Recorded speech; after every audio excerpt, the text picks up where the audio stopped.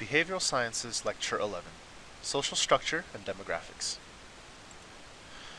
In this first bit, let's go over some concepts in sociology, such as social theories and institutions.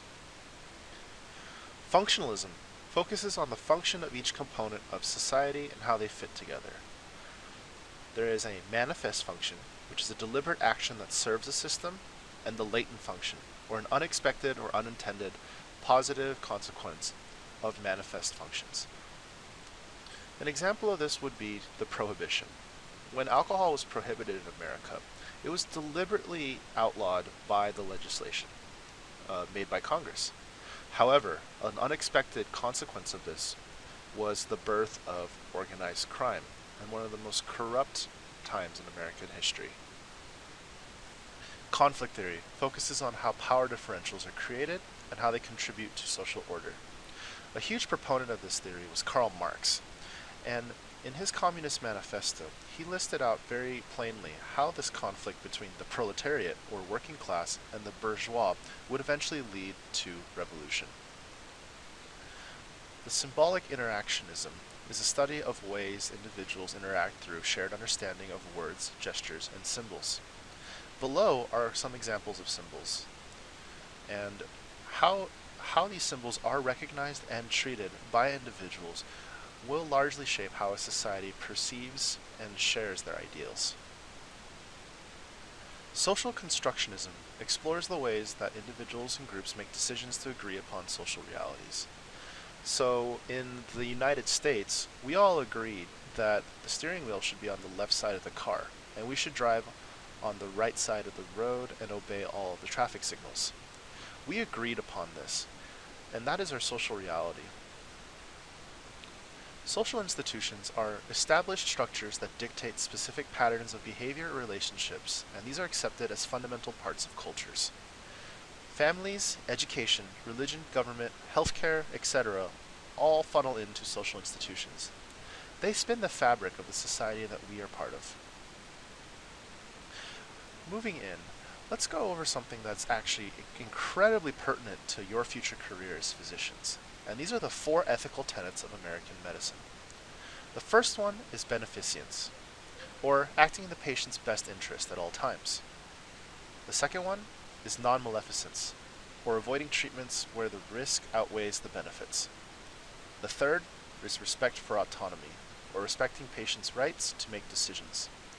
The fourth and final one is justice, or treating patients equally and distributing care fairly. Make sure you're aware of these 4 tenets, and take these to heart. On the MCAT, you probably will be tested on this as well. Moving forward, let's go into culture and demographics.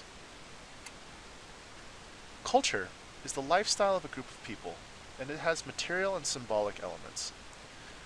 An example would be, let's talk about, say, American culture. Material parts of American culture involve Hollywood, our TV, music, clothing, etc. Symbolic elements would include things like the American flag, or the symbol of bald eagles, or just really latent manifest things that aren't exactly material. So, for example, our rugged individualism that we pride ourselves on. These are all how we live and define our lifestyle as a people. Cultural barriers are divides between different cultures. So, going back to American culture, we pride ourselves on being individualistic and free and very tolerant and overall creative and free-spirited. Compare that to Asia, which is largely collectivist, say Japan, where the greater good is more important than the individual good, and assimilating and fitting in to harmonize with your society is more important. There would be a barrier between these 2 cultures and how they perceive others and their relative importance in society. Cultural barriers are divisions. However, without reconciliation, they could lead to more extreme consequences. Be mindful of cultures as you move forward in your careers. Demographics are statistics of populations that are mathematical applications of sociology. These can include age, gender, race, religious affiliation, ethnicity, sexual orientation, immigration status, birth, mortality rates, etc. These are ways to scientifically and statistically study populations and see if there's any trends or reasons to be concerned. Social movements are when there are changes to society or resistances to said changes. A proactive movement promotes social change. An example of this would be Martin Luther King and the Civil Rights Movement. A reactive movement resists social change. An example of this would be so currently we have Donald Trump being elected. This is generally a resistance to the liberal agenda that's been changing society up to this point in 8 years prior because of the Obama administration. You could say that the election of Trump is a reactive movement to this liberal agenda. Lastly, there's globalization and urbanization. Globalization is the process of integrating a global economy. As technology gets better and better, it's easier and easier for us to stay connected over longer distances. This leads to more multicultural and globalized economies and cultures in general.